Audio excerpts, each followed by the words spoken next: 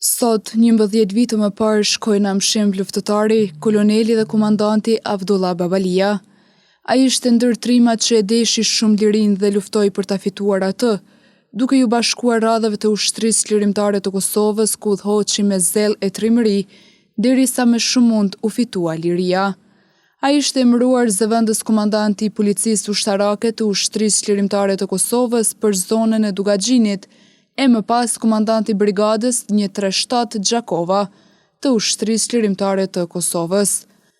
Me përfundimin e luftës, Babalia ishte një ndër komandantët që kontriboi në transformimin e ushtrisë lirimtare të Kosovës në trupat mbrojtëse të Kosovës, ku edhe shërbeu si komandanti trupave mbrojtëse në Gjakov i brigadës 332 të TMK-s.